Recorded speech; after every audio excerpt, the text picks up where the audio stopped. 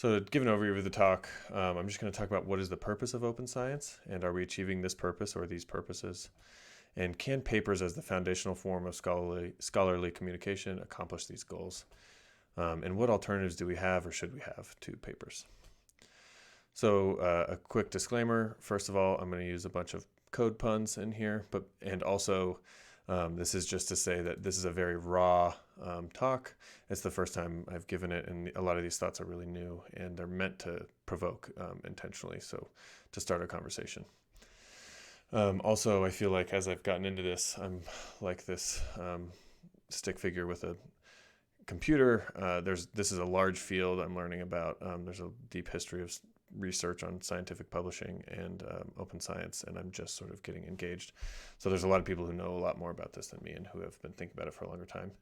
And I'm just sort of just getting started. And one of those people is Evan Goldstein, and he really helped form, edit, and improve this talk, and I appreciate that, Evan.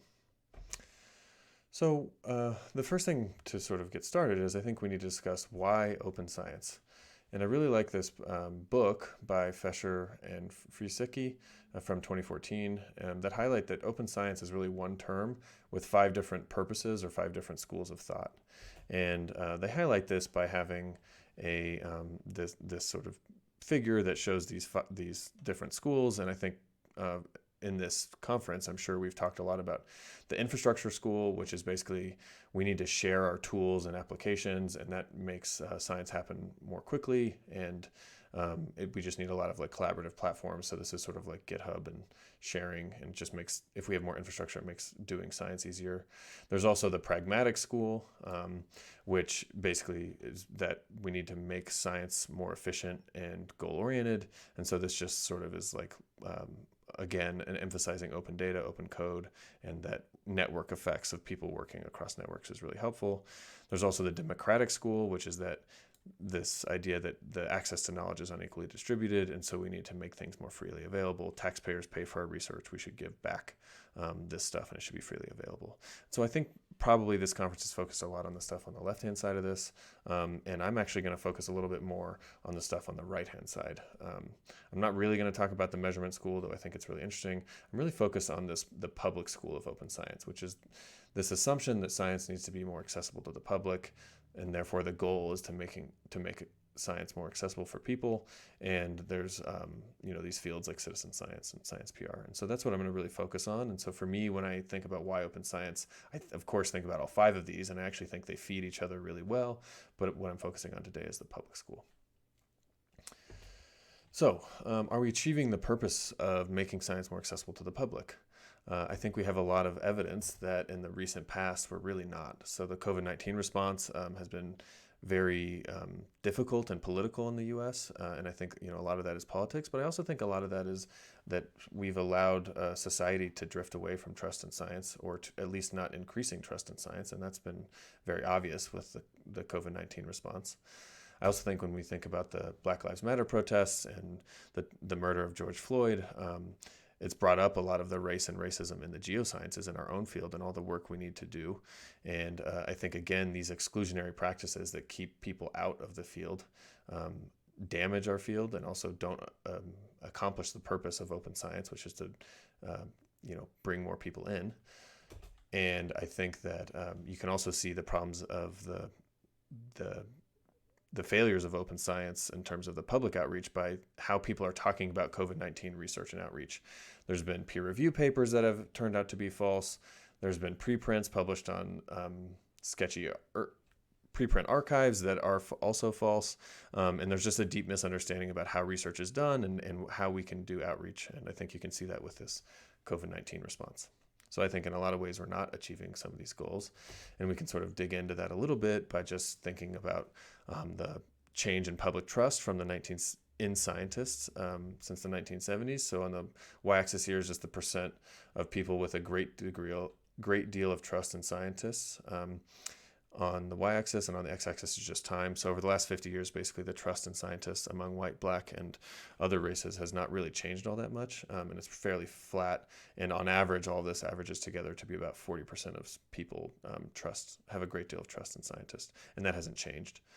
And this trust is stratified by education, where people with graduate degrees have a lot of trust in scientists, and people with less than a high school degree have less trust. And I don't think really that's sort of society's fault. I think that a lot of that is that scientists don't do a good job of communicating what our work is and why it's valuable. And so, I think that this is something we need to be thinking about how we're going to address. I also think you can sort of see some of the limits of the public engagement with science by thinking about the aristocratic roots of scientific publishing itself. So the first journal was the Philosophical Transactions of the Royal Society of London, and it was created in 1665 by Henry Oldenburg. And the motivation was not to share knowledge. It was really to attribute the idea to someone specific and only share within the elite group, the Royal Society. And so, of course, this group was only white men and very exclusionary. And a lot of this was analyzed by Jean-Claude Guédon in 2001, and a lot of these ideas are coming from him. And this is just sort of the image of that original scientific periodical. And so Oldenburg's approach to scientific publishing casts a long shadow and really influences the sort of modern publishing in a lot of ways.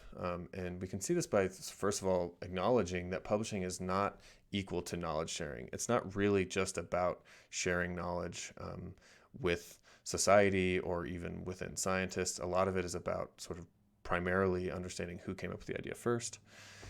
And publishing is also more equivalent to property rights as it was sort of created by Oldenburg.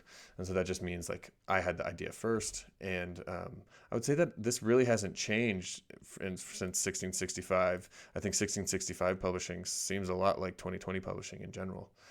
And I think this creates problems. I think when we don't separate scientific publishing from its sort of exclusionary past, it creates an exclusionary present.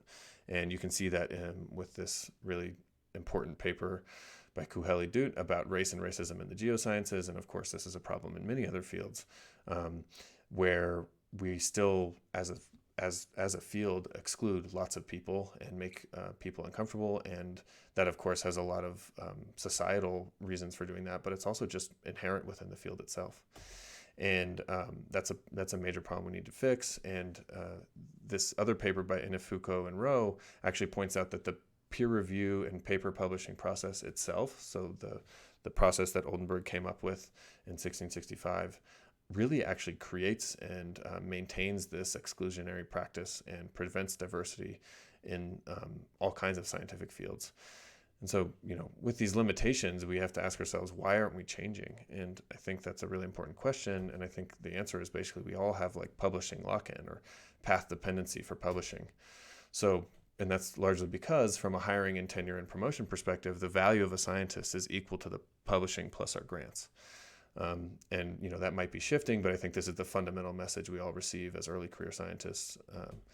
The way we show that value is by publishing in top tier journals, which are old and venerable, but they're run by private for-profit companies that maybe we have problems with, but we still publish there because it's the most immediate and necessary way to help our own careers advance.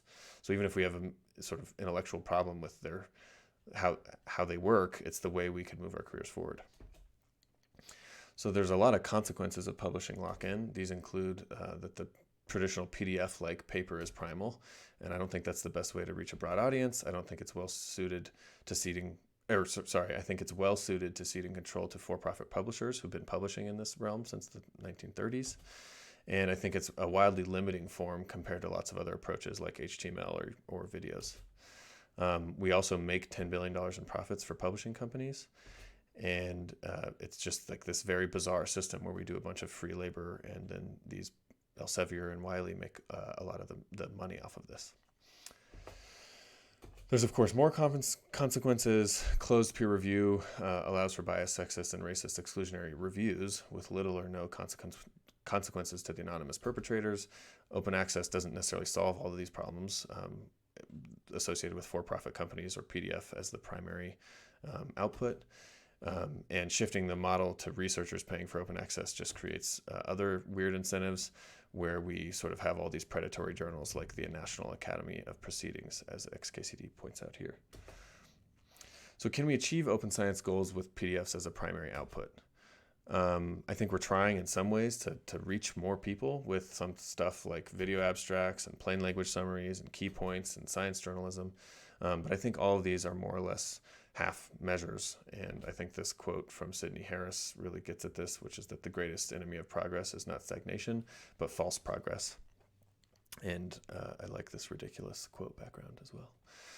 I think these things are half measures that don't really get us to the real point. They still keep the PDF as the primary sort of output.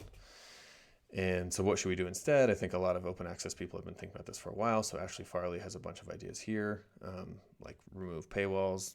We should just move away from journals being the main container of information, et cetera, et cetera. And I basically agree with a lot of these ideas.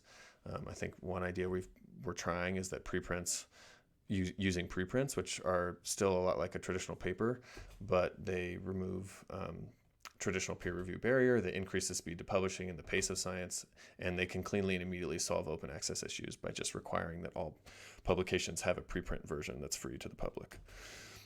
And they just require some amount of training for ourselves in society to understand what it means to read a preprint versus a peer review. And it's just another XKCD comic about how archive's been around in physics for a long time and hasn't really changed much.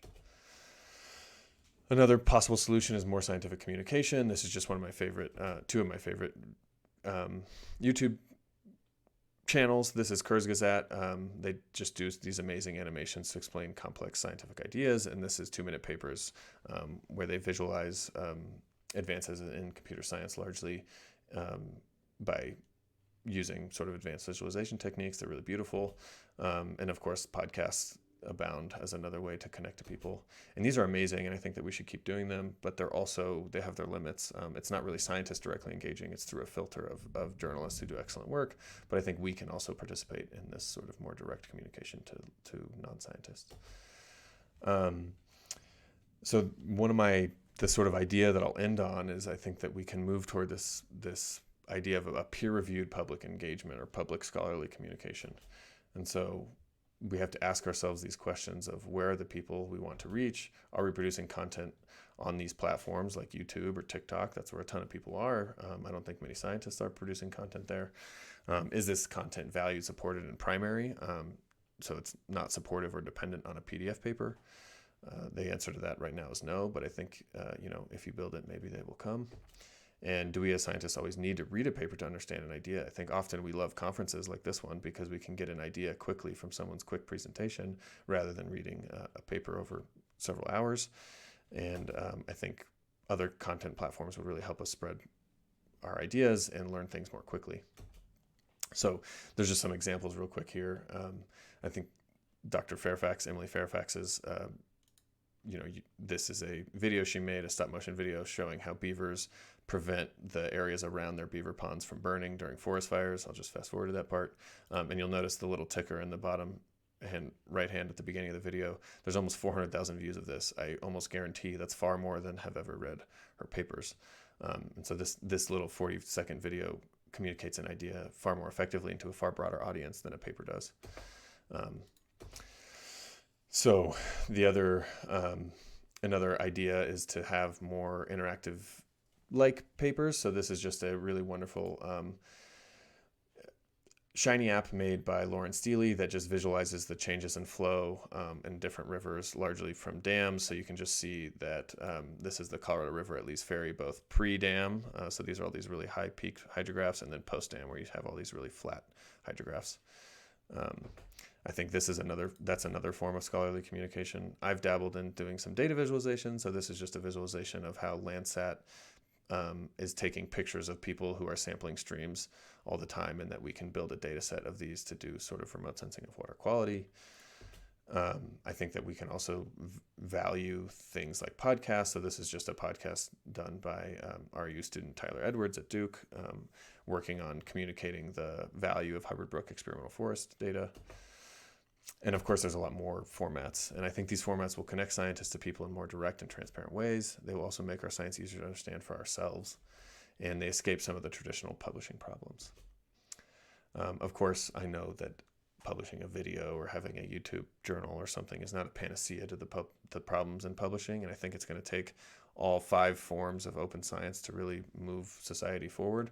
But I do think that, having papers compete with other forms will really help connect us to society in a deeper way.